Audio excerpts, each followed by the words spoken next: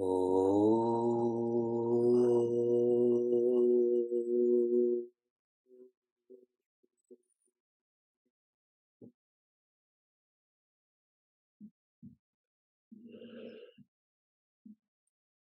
Oh.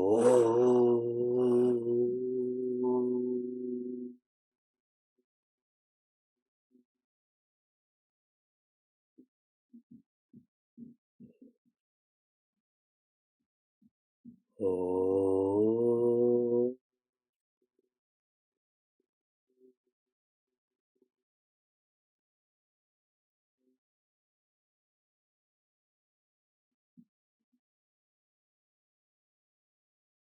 Welcome to Meaningful Mornings.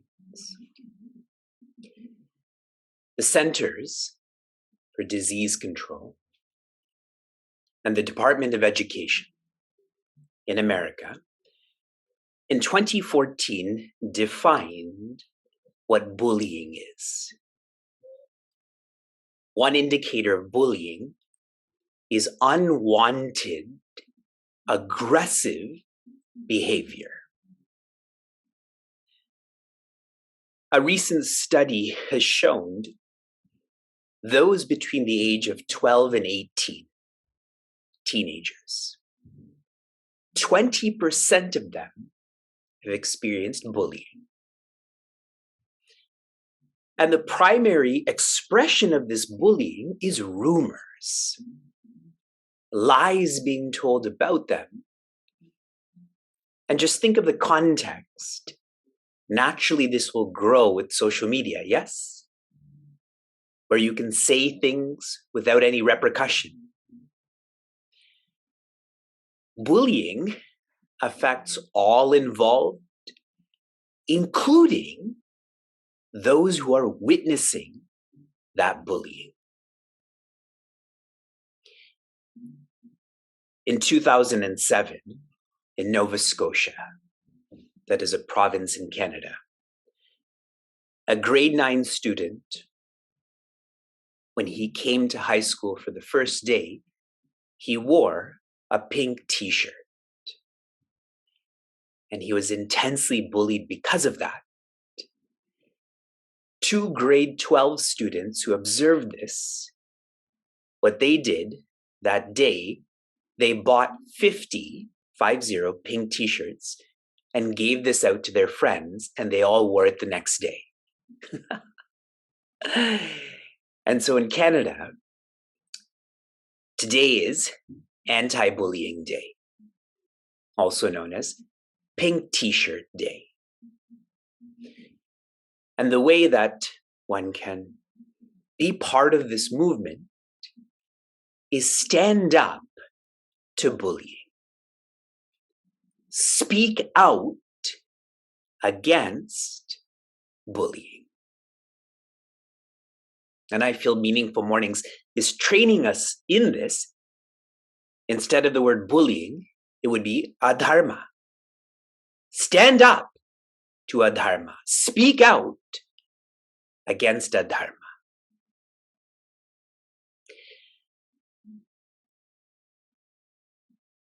When one is isolated and not trained to be isolated, they lose their identity.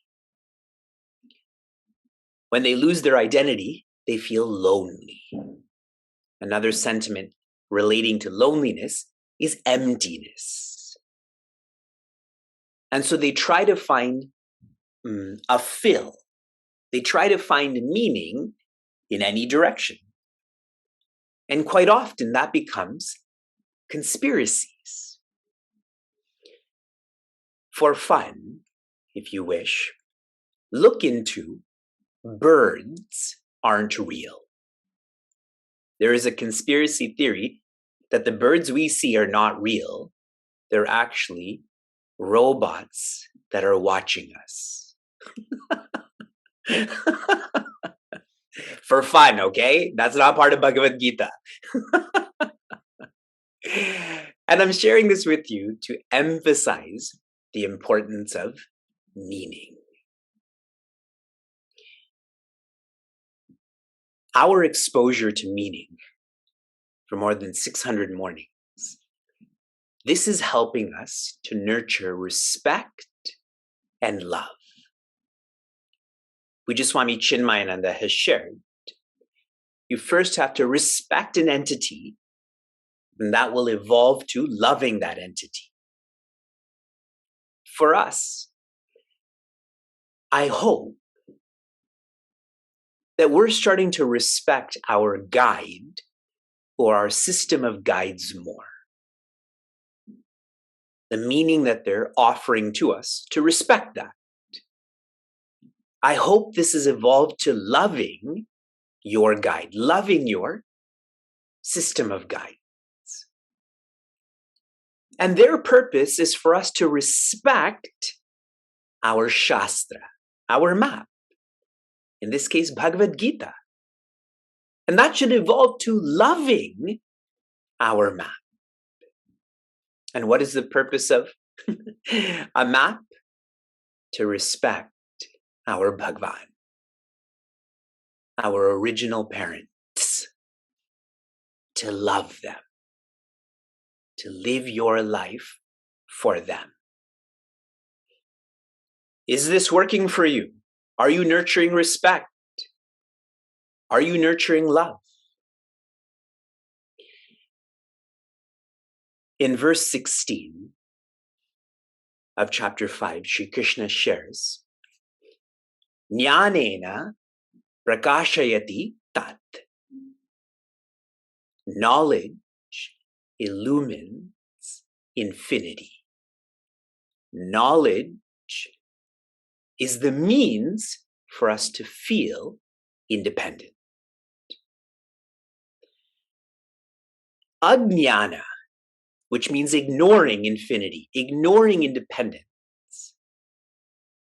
This is playing out as vasanas. Specifically, our anatma prints, propensities. The feeling that I'm not the spirit, but rather I'm the ego, then the equipments, then the experiences, and so on. So when the general message is shared that the vision of chapter 3 is purity, it is purifying these prints, to reduce them, to change them. Chapter 4 and 5, to clarify these prints. That is to let go of more of them, to ensure that we have a Atma print. In chapter 6, from purify to clarify to identify. Don't identify with the Atma Vasana, identify with the Atma. In simple English, chapter 3, right actions. Chapter 4 and 5, right attitude. Chapter 6, right Atma. I keep going back so that we're prepared for moving forward. In verse 21 of this chapter, that is an overt seed for the next chapter, Sri Krishna shares, Bahya Sparsheshu, which means our body, whatever is coming into the body, should be disengaged. Asaktatma, our mind, it should let go of whatever it's thinking about. Vindati atmani yat sukham. And the intellect should be directed towards the spirit. So in verse 21, an alignment. The body is following the mind is following the intellect is following the spirit, not the ego. It usually follows the ego, but in contemplation, you follow the spirit. You identify with the spirit. And then recently, In verse 27, this was elaborated upon. Shri Krishna shares, one in contemplation is to relax the body. The completion of relaxing the body is the body becomes calm. It does not want to be extrovert. That was the first line. The second line of verse 27, the breath should be enjoyed, not controlled, but enjoyed. And the completion of this is one's breath becomes natural. The word is sama. Note this, we're going to practice this. Relax the body, it will become calm. Enjoy the breath, it will become natural. Now Shri Krishna goes deeper, way beyond the breath. Verse 28. Yatendriya mano buddhihi munir moksha parayanaha vigatate cha bhaya krodaha yasada mukta eva saha. Shri Krishna shares, yata, which means to direct. Direct what? The indriyas, that is the body. What else? Manaha, that is the mind. What else? Buddhihi, that is the intellect. Yata, indriya, manaha, buddhihi. Zooming in on this, the body should be disengaged from what it's usually engaged in. The body is seeing usually, what should it do? Rest the eyes. The body is speaking usually, what should it do? The mouth should be closed. The body is to be disengaged. Practically, whatever distracts you, you should avoid doing that then, correct? If me seeing a certain image makes me think about that more, if I want to practice disengaging the body, I should avoid that. Food would be the same way. It's not suppression, it's intelligence. Why would I expose myself to that which distracts me? In regards to the mind, when the mind has thoughts of the past, of the future, whatever it is, try not to entertain those thoughts. Because the more that you focus on those thoughts, the more those thoughts grow. It's a form of breeding, a form of brooding. Whenever these thoughts come into our personality, they came. They will go. Let them flow in, let them flow out. There's no need to focus on them. Everyone's with me. The body is disengaged. The mind is not entertaining. The intellect, munihi, the one who practices mauna. The mouth is closed. The mind is opened. What do they do with this mind or intellect? Engage in manana. They're reflecting. Mauna, manana. What are they reflecting upon? Moksha, para, ayana. Para means purpose. With the intellect, one is reflecting on the purpose of their life is moksha, to be free. They're reflecting on the ayana. Ayana here means not purpose, but practice. That they are born to practice following this path. These are specifics on contemplation. Body is calm, mind is quiet, intellect is inquiring into purpose, into practice. Vigata, Ichcha, Bhaya, Krodaha. Vigata means to let go of. Ichcha is desire. What naturally will be let go of also? Fear. What will naturally be let go of also? Anger. Chapter 5 is a summary chapter. These exact teachings were shared in chapter 2, but the words were Vita, Raga, Bhaya, Krodha. Raga was used then, that is attachment. Ichcha is used now, that is desire. As one is contemplating, their intellect is reflecting on the spirit, how can there be attachment? How can there be desire? Anyone who is great in the world, any achiever, has already had to practice this.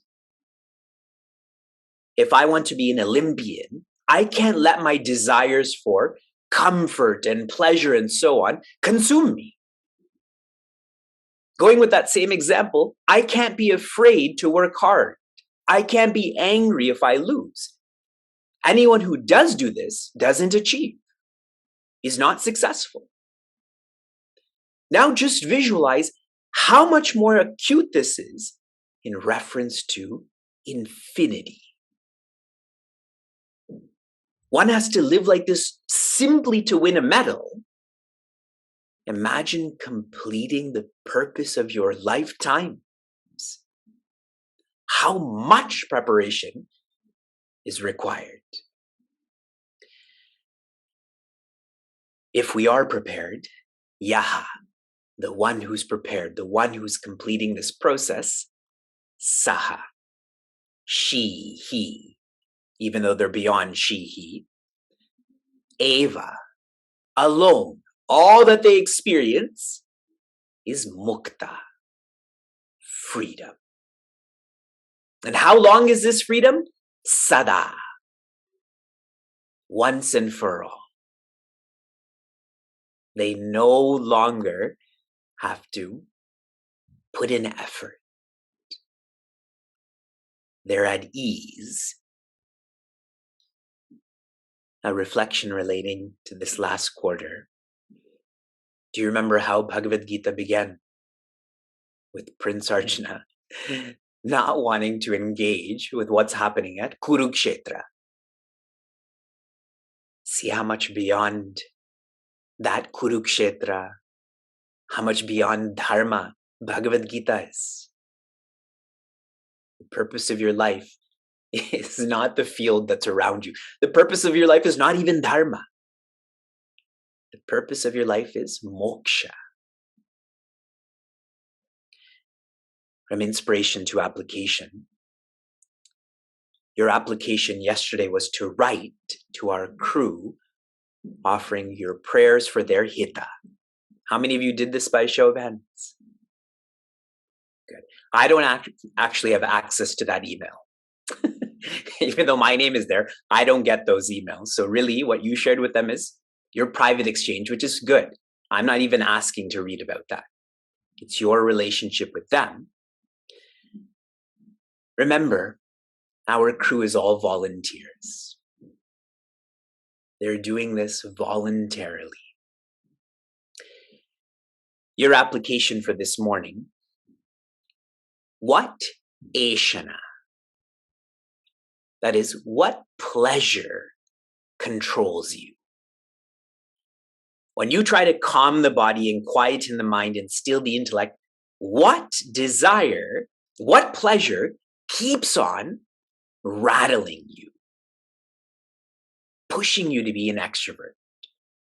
Reflect on that.